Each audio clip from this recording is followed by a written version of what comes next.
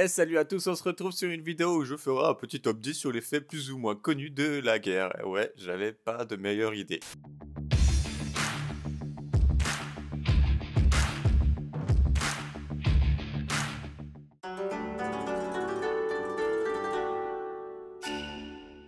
Calvin Leon Graham. Il était le plus jeune militaire Calvin Leon Graham, le plus jeune militaire américain. Suite à l'attaque de Pearl Harbor, il s'est enrôlé dans la marine de Houston. Il était seulement âgé de 12 ans. Il a été envoyé pendant 6 semaines au camp d'entraînement de San Diego, puis il a été envoyé à Pearl Harbor, où il a été affecté à l'USS South Dakota à Hawaï. Dans la nuit du 14 au 15 décembre 1942, Graham fut blessé d'un éclat d'obus alors qu'il transmettait un message à un officier. Malgré ses blessures, Graham a quand même aidé ses coéquipiers qui étaient eux aussi blessés à monter dans un bateau afin de prendre la fuite. Le mec est blessé par des éclats d'obus, il trouve le moyen d'aider ses potes qui sont eux aussi blessés alors que le mec il a 12 ans quoi. Il a reçu la médaille d'étoile de bronze ainsi que la médaille Purple Heart. Alors que Graham se rendait aux funérailles de sa grand-mère au Texas sans avoir demandé l'autorisation de la marine, donc en quelque sorte il a déserté la marine pour aller se rendre aux funérailles de sa grand-mère, il s'est retrouvé au Bricks, c'est comme ça qu'ils appelaient ça, c'était une sorte de prison pour des délinquants assez hardcore, et aussi pour des militaires qui avaient commis une infraction plus ou moins grosse, donc il restait plus ou moins longtemps en fonction de l'infraction. Et c'est là que la mère de Graham révèle l'âge de Graham, enfin de Calvin du coup, à la marine. La marine devait le savoir, hein, mais ils ont fait genre « Ah, il est si jeune. Oh, on le savait pas. Oh là là. » Et donc, la sœur de Graham, de Calvin, a menacé de prévenir les autorités, enfin les journaux plus précisément, la presse locale, dire que la marine a enrôlé un enfant mineur, c'est pas normal. Et donc, du coup, par l'occasion, Calvin a été libéré de prison, mais également viré de la marine, et même toutes ses récompenses ont été révoquées.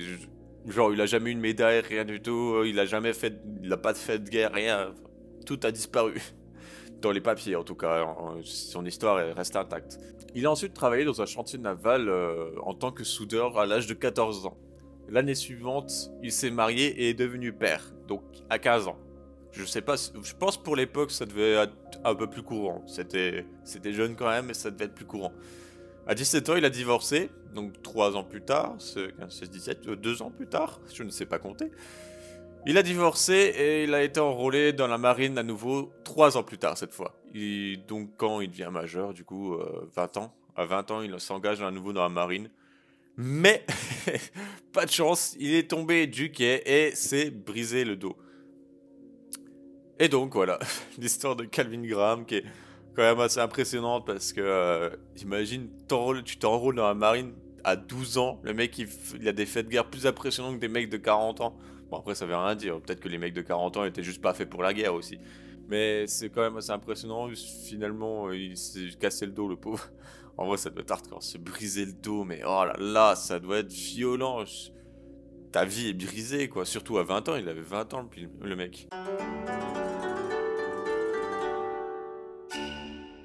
Les hamburgers ont été renommés Liberty Steak pendant la Seconde Guerre mondiale parce que hamburger, ça sonnait trop allemand. Voilà, c'est tout pour cette anecdote, ça m'a fait rire.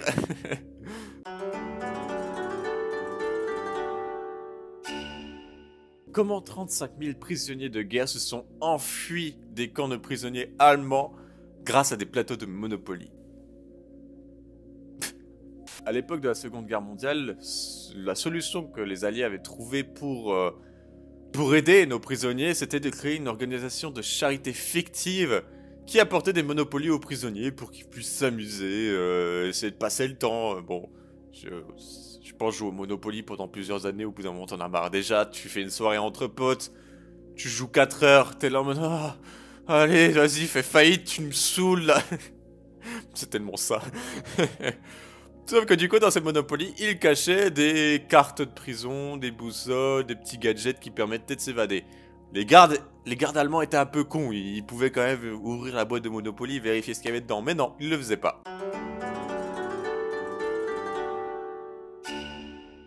Le razzle-dazzle, je pense que ça se prononce comme ça, c'est l'art de camoufler les bateaux sur le principe d'une illusion d'optique avec des formes triangulaires et cubiques principalement. Un peu de l'art abstrait. En fait, ouais, c'est moche. Je suis pas fan d'art abstrait, le machin où tu peins un triangle, des carrés, des formes étranges. Voilà quoi, je préfère des beaux paysages, perso. Le but n'étant pas de camoufler les navires de manière à ce qu'ils soient invisibles comme enfin, les chevaliers de guerre, j'allais dire, pas du tout. Comme l'armée de terre, par exemple, qui se peignait en kaki, en couleur feuille pour pouvoir se cacher et qu'on ne les voit pas. Le but du coup était de fausser les calculs du cap du bateau et de la vitesse du bateau pour que les torpilles n'atteignent pas leur cible tout simplement. Au total, environ 4000 bateaux ont été ornés de ce fameux Razzle Dazzle. Je crois que je sais plus. Oui, Razzle Dazzle.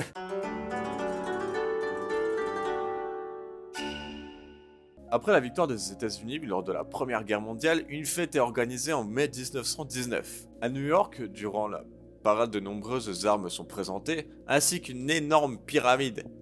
Mais une pyramide de quoi? C'est une bonne question. Eh ben, c'est une pyramide très peu commune, si je puis dire, car ce sont des casques allemands. Une pyramide de casques allemands qui sont très certainement morts pendant la guerre. On peut reconnaître ces casques grâce à leur gros pénis au-dessus du casque.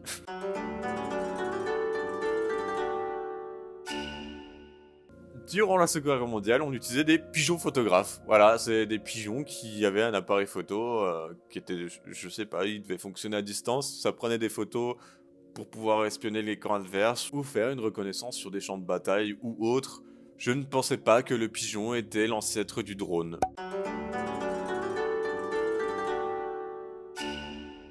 Ah, celle-là, elle est pas mal. Les mini motos pliables, un truc qu'il nous faut, il nous faut à tout prix. C'était hyper pratique. Tu pouvais, hop, la plier, la ranger dans ton sac. Bon, je pense pas qu'elle rentrait dans le sac. Mais clairement, tu pouvais la plier. Je sais pas quel poids elle faisait. Peut-être qu'elles étaient pas trop lourdes. Tu pouvais peut-être les prendre à la main. Et surtout, elle était utile, du coup, à cette époque-là, pour faire les sauts en parachute. T'avais ta moto pliable dans, bah, je sais pas, c'était emballé. Tu pouvais la prendre sur toi et hop, t'atterrissais et hop, moto. Ça devait être génial.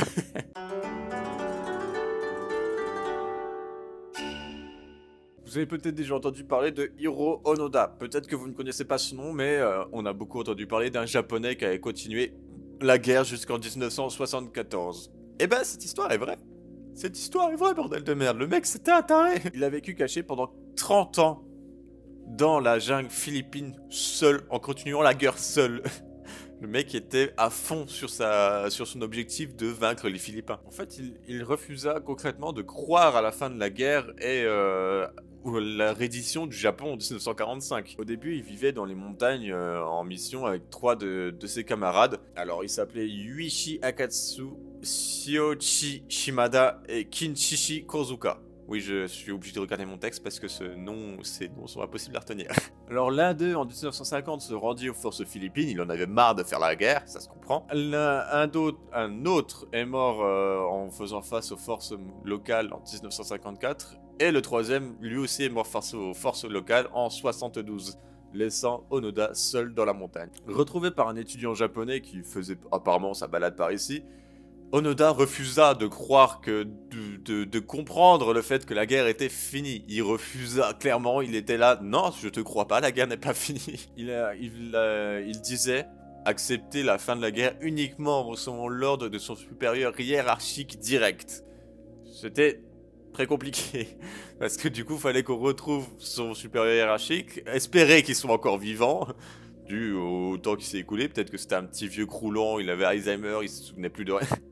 T'imagines le pire scénario possible.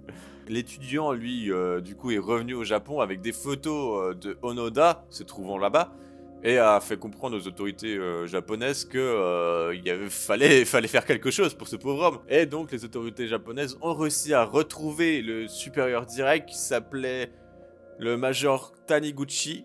Il était devenu libraire et donc il est allé sur cette fameuse île et a ordonné à Onoda de déposer les armes. Et puis il avait quoi? Alors, il a remis son uniforme, son sabre, son fusil Arisaka type 99, toujours en état de marche, 500 cartouches et plusieurs grenades à main. Et bien qu'il eût tué une trentaine de Philippins qui habitaient sur cette île, par réception, les Philippins ont pardonné Onoda parce que du coup, avec les faits, avec les quiproquos qu'il y a eu, tout le bordel, ils ont dit bon, le mec c'est une exception, on lui dit ok, il ira pas en prison, on le pardonne, mais faites attention quoi, essayez de pas recommencer.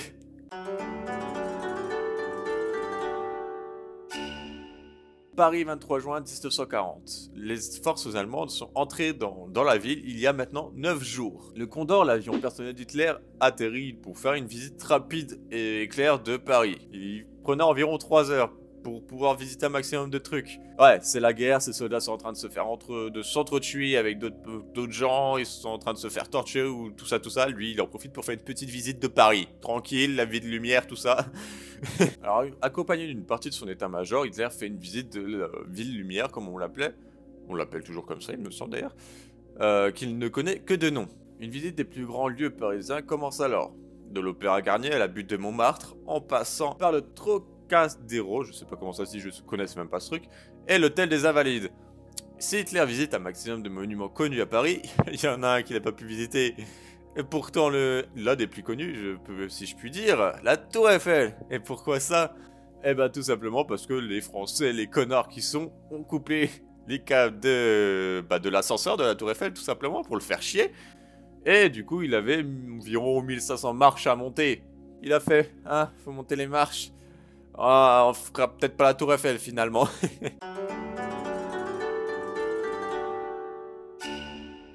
Pendant la Seconde Guerre mondiale, l'opération Fortitude...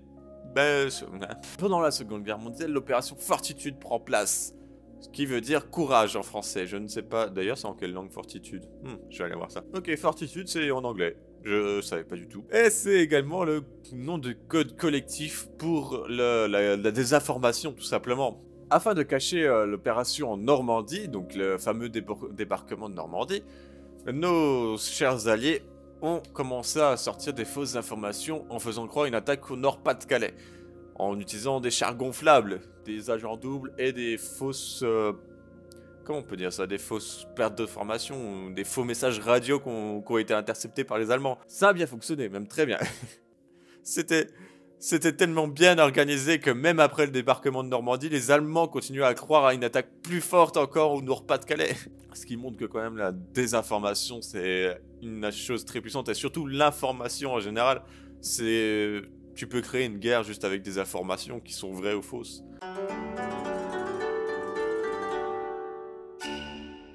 Il y a un siècle, le 11 novembre 1920, la tombe du soldat inconnu prenait place sous l'Arc de Triomphe. Sépulture d'un combattant de la Première Guerre mondiale, elle commémore la mémoire de tous les soldats morts pour la France au cours de l'histoire. Mais il existe un autre soldat inconnu durant la Grande Guerre, le soldat inconnu vivant. Mystérieux poilu amnésique, rentrant d'Allemagne tout simplement, qui pendant 20 ans va faire des folies dans la France. La France était folle pour lui.